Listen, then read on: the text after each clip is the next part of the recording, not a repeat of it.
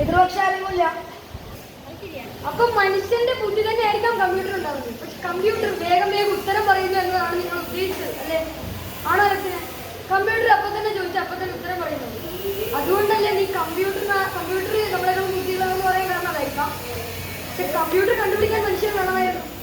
അപ്പോൾ കലാമിന് തോന്നിയ ബുദ്ധി എന്തായിരുന്നു? അത് ചെയ്യാമെന്നായിരുന്നു. അവിടെ പരാജയപ്പെട്ടെങ്കിലും പിന്നീടുള്ള പരിശ്രമത്തിൽ അദ്ദേഹത്തിന് അത് തിരിച്ചു പിടിക്കാൻ അല്ലെങ്കിൽ വിജയം തിരിച്ചു പിടിക്കാനുള്ള ഒരു കഴിയോടെ ഒരു സതീഷ് ധവാന്റെ ഉപദേശമായിരുന്നല്ലോ അത്.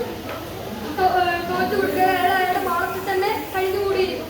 ആദ്യത്തെ തവണ നമ്മൾ തോറ്റിട്ടുണ്ടെങ്കിൽ അടുത്ത തവണ അതിനെക്കുറിച്ച് നമ്മൾ കൂടുതൽ മികവ് കിട്ടിയിട്ട് അതിൽ നമുക്ക് വിജയിക്കാൻ കഴിയും. അതിനാണ് ആദ്യം കലാം തോറ്റുപോയെന്നല്ല, അതാ കമ്പ്യൂട്ടറിന്റെ പ്രശ്നം. മറ്റേ സിസ്റ്റത്തിന്റെ പ്രശ്നമാണ്. കലാമിന് തോന്നി തെറ്റില്ല. കാരണം കലാം മനുഷ്യന്മാരുണ്ടാക്കിയെന്ന് പറഞ്ഞിട്ടുണ്ടല്ലോ. അപ്പൊ കലാമിന് എന്തെങ്കിലും ഒരു പോസിറ്റീവായിട്ട് തോന്നിയത് കൊണ്ടാണ് അവര് അതവിടെ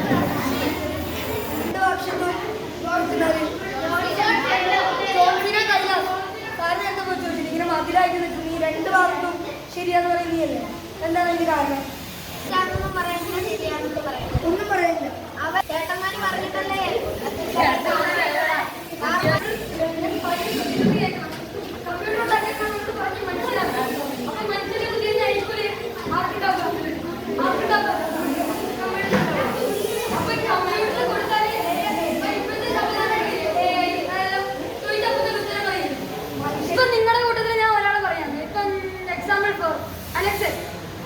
നീ ഒരു എന്താ പറയാ, നമ്മളിപ്പോ ഒരു ക്ലബ് പോലെ ഒരു പരിപാടി നമ്മളെല്ലാം തുടങ്ങിയിട്ടുണ്ടല്ലോ.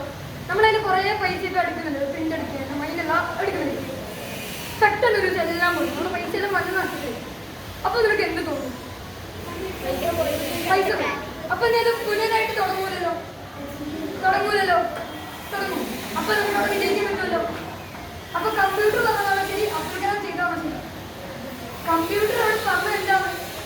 അതിനെ ചെയ്യരുത്, വിക്ഷേപം നടത്തരുത്. ഒന്നുകൂടി ആലോചിച്ചിട്ട് കലാമിന് ആദ്യ പ്രാവശ്യം ചെയ്യണം. അപ്പൊ കലാമിന്റെ ഒരു ഉത്തരവാദിത്വം, സ്വന്തം ഉത്തരവാദിത്വം ഏറ്റെടുക്കാനായിരുന്നു കലാമിന്റെ ലക്ഷ്യം. അപ്പൊ കലാം അവിടെ കമ്പ്യൂട്ടറിനെ മറികടന്നു. അതിനിപ്പോ വിദഗ്ധരോട് ചോദിക്കുകയും ചെയ്തു. അപ്പൊ വിദഗ്ധര് പറഞ്ഞു വിക്ഷേപം നടത്തിക്കോളും. അപ്പൊ കലാം അവിടെ ചെയ്തു, തോറ്റു. ഓക്കെ, അക്കാര്യത്തിൽ ഞങ്ങൾ സമ്മതിച്ചു. അത്രയും 20 കോടി ബംഗാൾ ഉൾക്കടലിൽ കലാം പറഞ്ഞു. അത് ഇന്ത്യക്ക് ഒരു വലിയ നഷ്ടമായിട്ട് കണക്കാക്കും. പക്ഷെ അടുത്ത തവണ നമുക്കത് അവിടെ മേലെ എത്തിക്കാൻ ആയിട്ടില്ല. കലാമിനെത്തില്ല. അദ്ദേഹം സാക്ഷ്യം വഹിച്ച ആ ഒരു പദ്ധതി വിജയിക്കാൻ ഇന്ത്യക്ക് സാധിച്ചിട്ടില്ല. അപ്പൊ തൊഴിലിലൂടെ വിജയത്തിലേക്ക് എത്തുക ഒരു പാഠം അവിടെ കലാം മനസ്സിലാക്കിയില്ല. അതാണ് ഞാൻ ശരിയാണെന്ന് പറയാനുള്ള കാരണം. നിങ്ങളുടെ മനസ്സിൽ പറഞ്ഞിട്ടുണ്ടെങ്കിൽ പറയാം. അർജുനെ, ഇപ്പൊ കമ്പ്യൂട്ടർ ആ വിക്ഷേപണം വേണ്ടെന്നല്ലേ പറഞ്ഞു? ഇത് ആവൂല, പരാജയപ്പെടുന്നു പറഞ്ഞു. അതിന് കാരണം കമ്പ്യൂട്ടർ പറഞ്ഞില്ലല്ലോ. അതൊന്നും അന്വേഷിക്കായിരുന്നില്ലേ?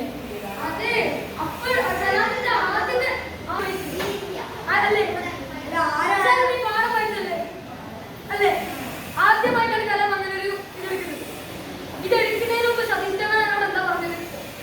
കലാം നമ്മളൊരു ദൗത്യം തീരുമാനിക്കുമ്പോൾ അതിന് നമ്മൾ പരിശ്രമം, നമുക്ക് അതിന് താല്പര്യം ഉണ്ടാവില്ല. അപ്പൊ അവര് സ്വന്തം അല്ലെങ്കിൽ അതിനോട് താല്പര്യം കാണിക്കാതെ അവരൊരു സ്ഥലത്ത് ഒതുങ്ങിക്കൂടി. പക്ഷെ മറിച്ച് അതിലിപ്പം കലാം തോൽവി സമ്മതിച്ചാലും അടുത്ത പ്രാവശ്യം കലാമിനെ തിരിച്ചു പിടിക്കാൻ പറ്റിയില്ല. അപ്പം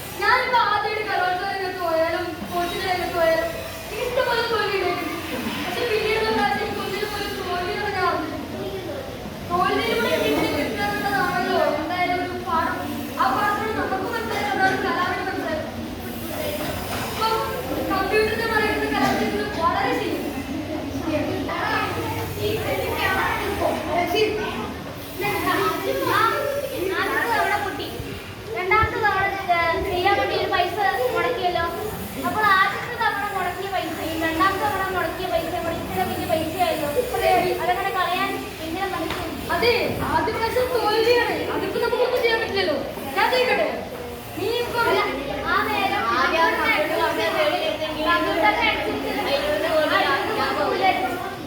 അതെ, എന്തായാലും ഒരു തോൽവിയിലൂടെയല്ലേ അടുത്ത സ്റ്റേജിലേക്ക് എത്താൻ പറ്റുള്ളൂ. ഒരു തോൽവി ഉറപ്പല്ലേ?